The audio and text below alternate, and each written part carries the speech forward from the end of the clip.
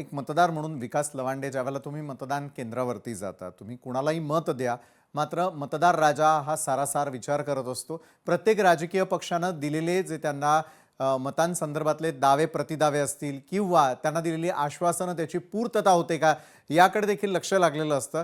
मात्र आज राजकीय अपरिहार्यतेमुळे एकमेकांवरती टीका टिप्पणी, अनेक जण त्या ठिकाणी अनेक गोष्टींच्या मुद्द्यांना हात घालताना दिसतात. मात्र मतदार राजानं कुणाकडे पाहून मतदान करावं हा प्रश्न तुम्हाला एक सर्वसामान्य मतदार म्हणून नाही का पडत? प्रश्न असा आहे की आता जर आपण मागच्या 1 महिन्यापूर्वीच्या नगर परिषद आणि नगरपालिकेच्या निवडणुका कशा झाल्या, तिथे काय काय प्रक्रिया घडली ती पाहिली आणि आता महानगरपालिकेचं कालचं जे मतदान होतंय, तर काल दिवसभरातल्या बातम्या किंवा 2-3 दिवसातल्या बातम्या जर आपण पाहिल्या, तर सर्रास दर फुटले होते. दर होते दर.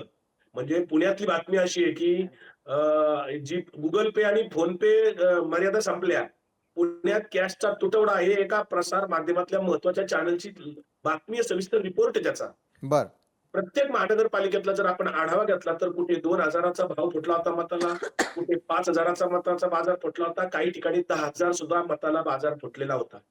जर 2,000, 5,000, 10,000, 8,000, 12,000 असा जर मताला बाजार फुटणार असेल, तर कार्यकर्ता नावाची जी काही कन्सेप्ट असते ती कन्सेप्ट काही काळाने संपून जाईल. भांडवलदारच या निवडणुकांचा ताबा घेतील, राजकारणाचा सुद्धा धंदेवाईक लोक ताबा घेतील आणि कार्यकर्ता नावाचा माणूस निवडणुकाच लढवू शकत नाही, आजची ही कंडिशन आहे. बर. जर तुम्ही निवडणूक आचारसंहितेच्या मर्यादेत खर्च करायचं ठरवलं, तर कुठला उमेदवार आहे मला एक दाखवा महाराष्ट्रात, एक कोणत्याही पक्षाचा दाखवा की जो निवडणूक आचारसंहितेच्या खर्चाच्या मर्यादेत निवडणूक लढवतो.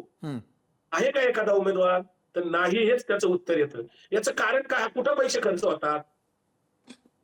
खेळ पैठणीचा असेल, पर्यटन यात्रा असतील, हे कोणासाठी खर्च होतात? प्रचंड जेवणावळी असेल, वेगवेगळ्या प्रकारे खर्च जर तिथे केले जात असतील उमेदवारी मिळेपर्यंत आणि उमेदवारी मिळाल्यावर पुन्हा वेगळा खर्च आणि पुन्हा मतदानचं किती पाकिट पटवली. काल 2 दिवसातल्या सगळ्या चॅनलवर बातम्या येतो, पाकिट पैशाची पकडलेली लाईव्ह मीरा भाईंदर पासून धुळ्यापर्यंत सगळीकडे पुण्यात सगळीकडे बातम्या पैसे वाटल्याच्या आल्या. हे पैसे कोणाला वाटले? काय परदेशातल्या लोकांना वाटले का?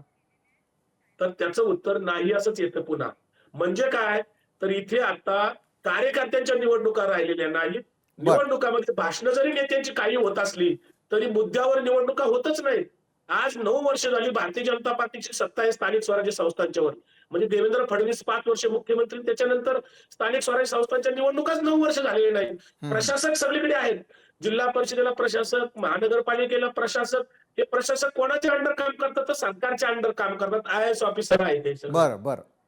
त्यामुळे गेली 4 वर्ष तिथे प्रशासक काम करतंय. त्याच्या आधी महापालिका आणि जिल्हा परिषदा बहुतांश ठिकाणी अपवाद सोडल्या तर भारतीय जनता पार्टीची सत्ता तिथे होती. आणि आता निवडणुका लढवताना पुन्हा भारतीय जनता पार्टी स्वप्न काय दाखवती? आम्ही विकासासाठी करतोय, विकास करायचा आम्हाला. अहो, एक तरी स्मार्ट सिटी झाली का या देशामध्ये? एक तरी स्मार्ट सिटी सांगायला तरी, उदाहरणासाठी तरी नाही, असं उत्तर येतं.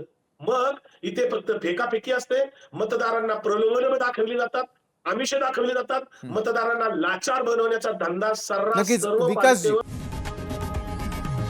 लोकशाही मराठी ऐका, पहा, जागरूक रहा.